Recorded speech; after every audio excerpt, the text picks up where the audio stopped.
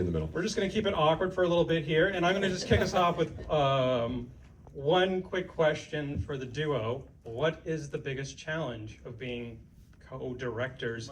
And we'll just leave the question there. What was the question? What it's like being co-directors?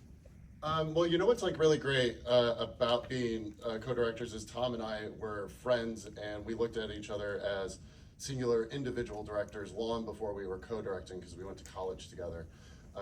And then we had the crazy idea one day to join forces.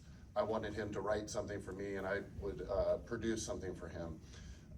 And then Tom wrote a short that we both wanted to make, and Tom and I were like, let's just do this together and see what happens. And when you're directing alone, you have to pitch all of your ideas to your production heads.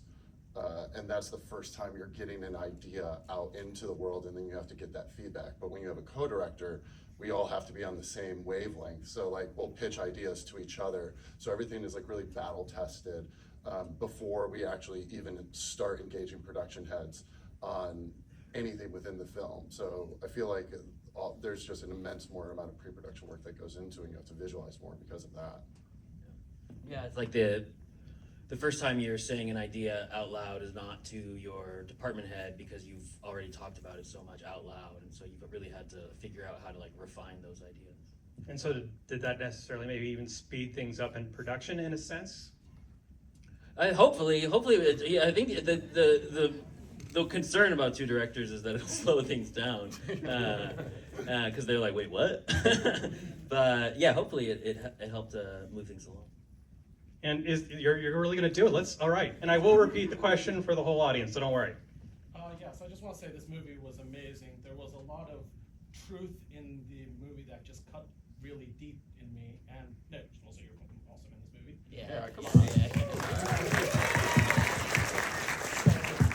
My question really is, in the movie I noticed the use of 3 different aspect ratios. I was just wondering if you could speak to their use and why the different aspect ratios. So the question is, 1, the film is amazing, Nick was awesome, and aspect ratios. Tell us more. You want to take it?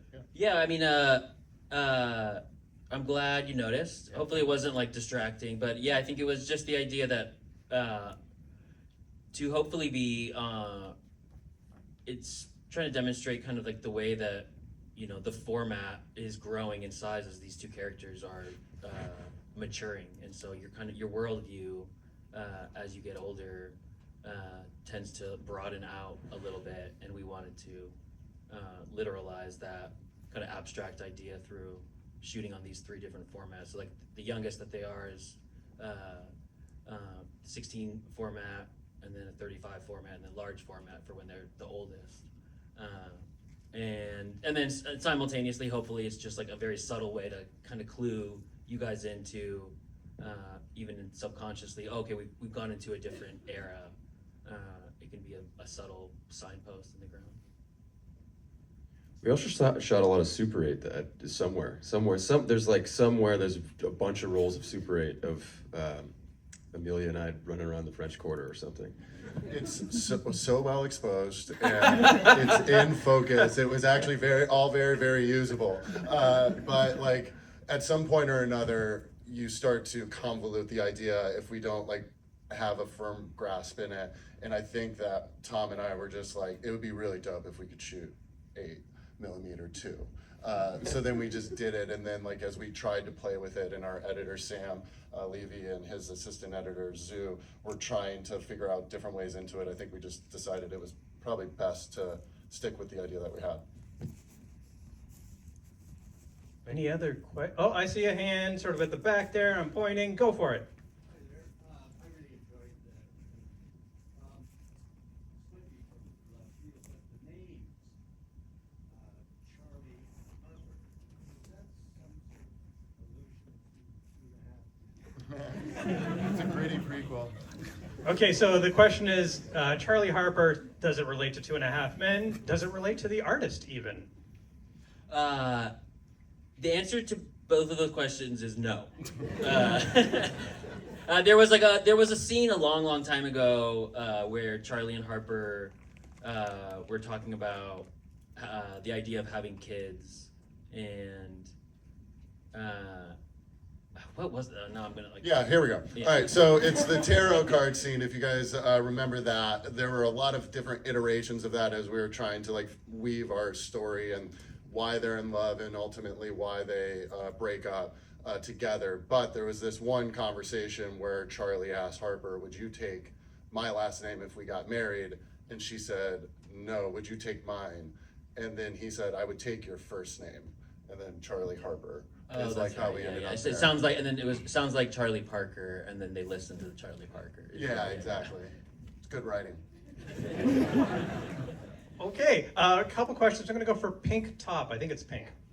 I can imagine it's complex to help when you're going back and forth in time for the audience to keep track. So I'm curious, how many versions and cuts to just make sure it's stitched together so we can follow it? How did that work? Basically, you talk about the nonlinear storytelling and how that breaks your brain. No. Hopefully, it didn't break it too badly. But I think it's happening. It's happening in the screenwriting phase, and then making sure that it translates, and understanding that there are going to be moments where people are a little disoriented and trying to intuit how much of that can make it interesting and how much of it is going to alienate us, and calibrate. I mean, just constantly calibrating. I don't know, somewhere between 3 cuts and 400 probably, just gives you tiny little tweaks. Okay, good. Yeah. You liked it? Good. Yeah, I don't know if there's anything else to add to that one. Yeah, between 3 and 400. Third row, gray top. Can you explain your musical choice, the Brenda Lee song? Explain the Brenda Lee song. That one was, we did not have a song that we like had in mind when we wrote that they listened to a song, so it was just a song in the script forever and ever and ever. And then I think we were just listening to music and sending songs to each other, and nothing was ever quite right. And then we stumbled on that song. I think I was in a Rite Aid and waiting for, I think, a COVID shot or something, and was listening to music, hunting for this song, and that one came on, and I was like, I think this like feels right for whatever impossible to articulate reason. It felt like the song, and sent it to Mac, and I was like, please just say yes. And he was like, this is it. Fourth row. Yeah, I wanted you to touch on like it seemed like there was a color contrast between the final shot of Nick, and you were amazing by the way, Nick in the story, and Amelia's character. She was colored in red and he was colored in blue. I wanted you to touch on like a little bit as maybe like opposing forces. So talk about the use of color as opposing forces in the end. There's the aspect ratio thing going on in the movie that tries to indicate time. Color was something that we talked about with every single department head, all of our producers. Everyone had some sort of conversation in this, because ultimately if you start throwing too many things into the pot, it gets confusing. A lot of people would think that Harper is red, Charlie is blue. It's really more an indicator of whose perspective that we're watching as they're telling the story of their relationship, right? There's this cool thing that happens when people watch movies where they associate meaning to something that might have that might have not been a thought of ours. The end scene, that park scene, we were shooting in daytime and we had changing weather as we were shooting that scene, and we color timed it to what you ended up seeing it, because we wanted it to end on a beautiful note, bright and optimistic and that sort of thing. But that was just by virtue of shooting in the daytime, and the fact that we're ending with Charlie's conversation there, or his explanation to Harper, and that being blue, that's a happy, lucky, awesome accident. But you did catch on the colors, which makes me happy. So between the aspect ratio and the colors, I'm like so stoked with this audience. Yeah, cool. All right, over here. Love the film. Thanks for bringing it. Nick, great performance, and you and Amelia, that chemistry, the intensity. And I'm just wondering, it's what you all wanted, so how does everyone on the whole set try to facilitate this? And it must almost be blinding at times too, but how that all came together and how you achieved that. So the question is, how do you create, I guess, an environment where you can create such great chemistry with your performers? But this is, Nick, you kick us off, and I think our directors might have some thoughts too. Yeah, I think, Amelia's a wonderful actress and a really easy person to get along with, so it sort of just like naturally lent itself to having sort of a spark. And also Tom and Mac, like right at the beginning, we had rehearsals set up and we went out to dinner, and it was like that kind of nice, easy intro, get to know you kind of phase. And then, yeah, it was just a lot of like, I think, you know, we also were staying in the same hotel, which was kind of fun. And so on weekends and stuff, we'd cook and we'd go for walks and things like that. And I think for both of us, it just was I don't know, everyone that read this script really had like immediately their person that was their Charlie or their Harper. So I think we talked about that, like who our, you know, respective Harpers and Charlies were. So I think we maybe just had someone in mind, and she's a great actress is basically what I'm trying to say. And yeah, but you know, I wish she could be here tonight too. She's got a premiere in New York, but because she is really awesome. She's lovely. There was this thing that happened when Nick and Amelia got in the room together for the first time to start just reading the script. Before we tried to put it on its feet, let's just hear it out loud. And Nick is there with his script and opens it up, and then Amelia, in a very Harper fashion, pulls out her script, and there's 1,000 notes in it. And like mine's blank, just completely clean, and she's got like 50,000 post-its. Yeah. But that was the moment when Tom and I both knew, like, we made the right decision on our casting. Like, this is exactly where we're supposed to be. All right, hand right up in the middle. Well, that's a big question. Did you each have a favorite scene to write, direct, and perform? Nick, let's start with you again. Well, I didn't write it, and I didn't direct it, but my favorite scene to perform, I think a lot of, actually the process trailer stuff was kind of fun. Like I loved that scene with hardcore history, and for, you know, imagine 10,000 kilts on the, like that whole thing made me laugh because I'd been on road trips like that before. And then some of our B-roll stuff was fun, just like getting to mess around with lens flares and be out in nature. And I think I also, I don't know, they all, like the bathtub sequence was fun. I know it was stressful for you guys because there was a lot of, yeah. I like the bathtub too. I don't, you know probably better than us how many times you had to jump into the bathtub. I don't remember. I remember we had like 5 outfit changes or something, so we had to do it in like 5 times. But it was great. Water was warm. I would like, it's either the bathtub or the nightclub sequence. Like getting to do something where there's no dialogue here and we just have to shoot Harper and really try to get her to emote like during all these like light cues and all that sort of stuff. That was a really fun challenge, but I would go the bathtub because it's performance and visual. And that was just like, that was one of those days everyone on set was hype because they knew we just would play it back as slow as like we could in camera, and we were like, this is gonna work. This is awesome. As far as writing, I mean the big fight scene is always super fun to write, and the breakup scene. There was a draft for a long time where we didn't have the breakup scene because I was like, no, like cool. You don't do it. You don't show it. It's like No Country for Old Men. You don't see the climax. And then I sent it to my agents, Jess Cantor, I think is here, was like, I think you're missing a breakup scene. And I was like, right, fine, I'll write the breakup scene. We'll cut it.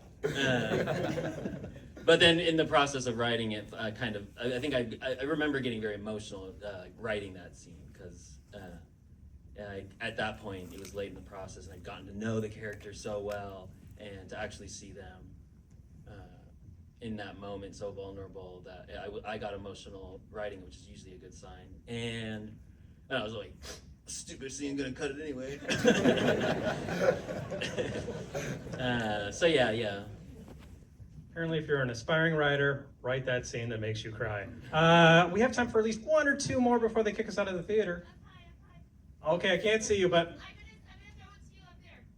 Oh, me. Hey, I Whoa. wanted to, I noticed that there was, like a shifting of like gender roles in here with regards to Nick having much more emotional intelligence. Like it started with the bathroom scene is when I realized it, and then as time went by, he knew this relationship wasn't going to make it. Like, was that intentional that you were really kind of blurring like the stereotypes of male-female roles in relationships? so that was pretty well articulated. But describe how you inverted gender roles, or at least subverted them. Yeah, that's a really interesting take. I don't know that we ever talked about it that explicitly with reversing the gender roles. I think that's an interesting reading. I think Charlie, I think Charlie's just such a thoughtful person, and it's sort of his like superpower and his weakness, where he can kind of like intellectualize abstract ideas and create frameworks for himself that are really beautiful, but I think also you see like hold him back. I think partly that he knew they were going to break up. I think that it's like a fair reading it was sort of this self-fulfilling prophecy where he was kind of just pathologically, she's gonna outgrow me, and that came true for a while. And yeah, but I think that's a really interesting reading of it. That's cool. All right, that one more from that person who was helping me, or were you just helping me? I was just helping you. Thank you. Over here. I just wondered if you ever thought about giving them a happy ending where they stay together again. The question is the happy ending. Did you ever consider it? It is happy. The one thing I could say is we wanted to leave it open, and I think that there's a message to that I don't want to say out loud, but I guess I'm going to right now. When Tom and I like talked about making this movie, and like this thing kind of developed into what it is, the relationships that I was basing like my notes and experiences and all that off of ended in a breakup. And for Tom, and like that time in his life where he was with that girl, he ended up marrying. But we're both right here doing exactly what we want to do, and we're exactly where we need to be. So there's a reason for that ending being open, and I just explained it all. So I'm sorry to do that, but I find this like a very like optimistic, bright sort of thing, because Harper will be okay.